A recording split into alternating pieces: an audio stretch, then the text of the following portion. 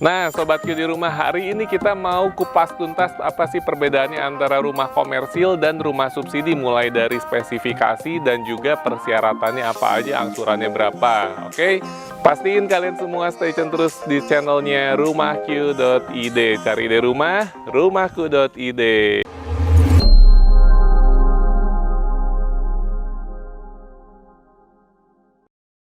Hari ini kita ada di rumah contohnya dari tipe Padma Klaster Montana Perumahan Permata Mutiara Maja dengan luas bangunan di 30, luas tanahnya 72 meter persegi.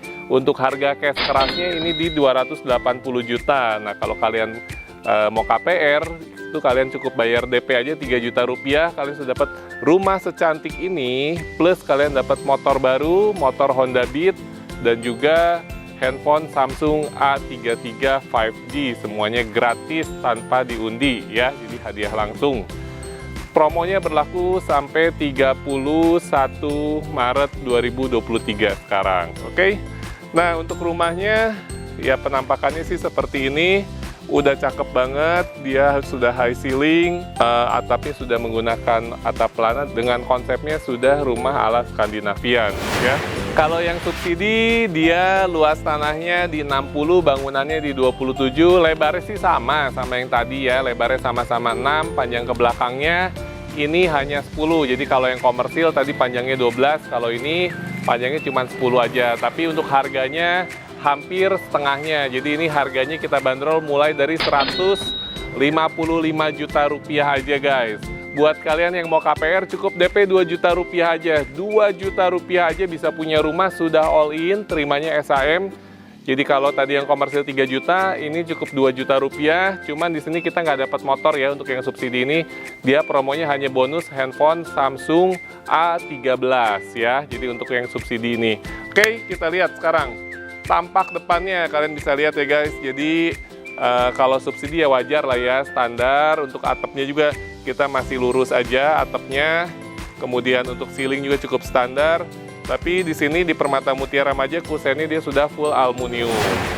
Oke, seperti apa sih dalamnya dan bagaimana persyaratan untuk ngambil rumah ini?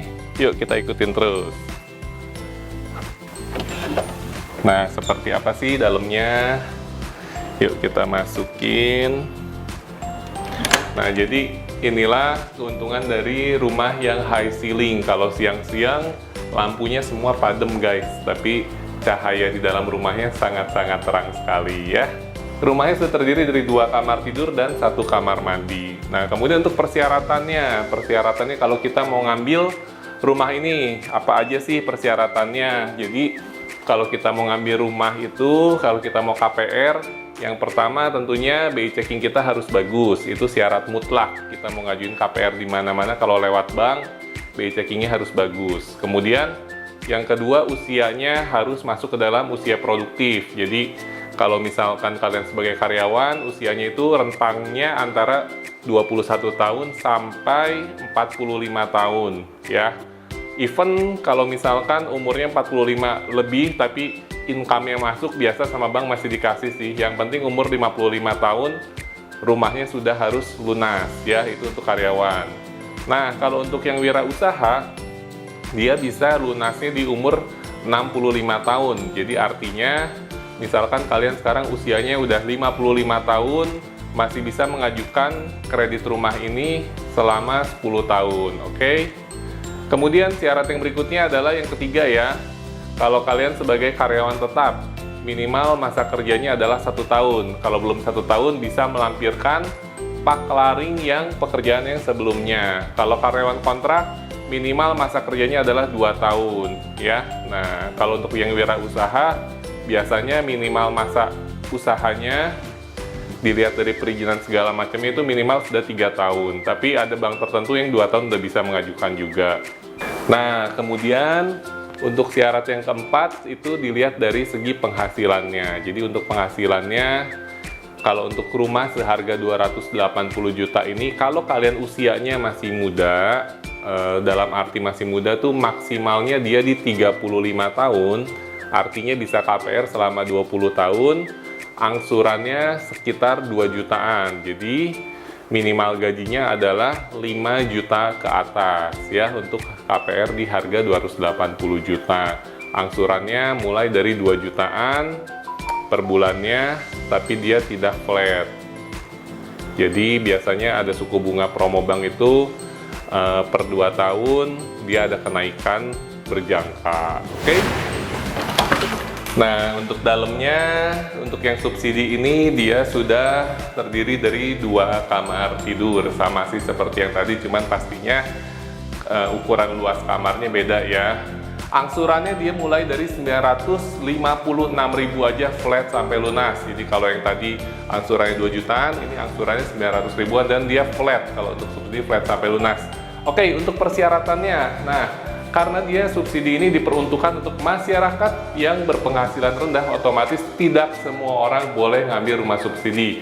Seperti apa sih yang boleh? Yang pertama pastinya kalian BI checkingnya harus bagus ya. Jadi kalau kalian mau ngambil rumah subsidi, pastiin BI checking kalian bagus. Yang kedua, merupakan syarat yang sangat mutlak adalah kalian belum pernah memiliki rumah sebelumnya. Jadi rumah subsidi ini memang diperuntukkan untuk rumah pertama kalian, oke? Nah, yang ketiga, untuk usianya, usia pengajuan kredit sih sama aja sama yang komersil, antara 21 tahun sampai 45 tahun. Nah, kemudian yang keempat, kita lihat dari pekerjaannya pun masih sama syaratnya seperti rumah komersil.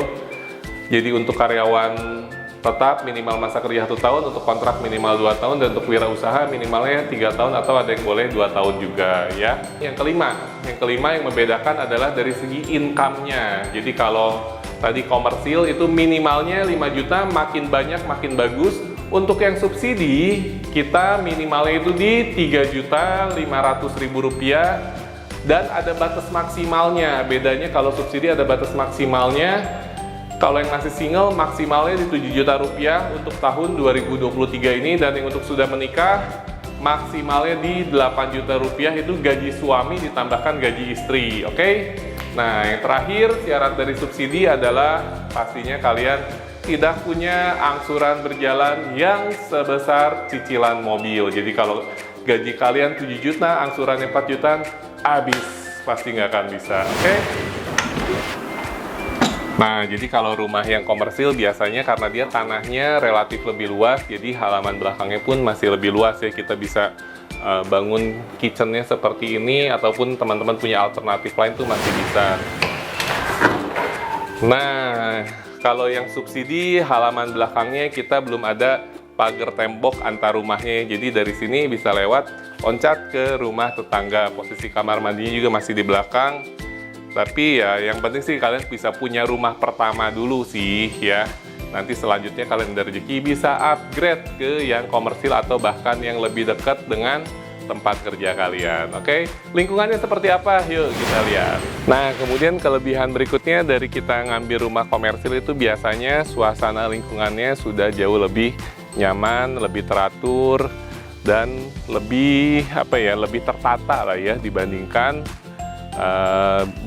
dengan klaster yang subsidi ya.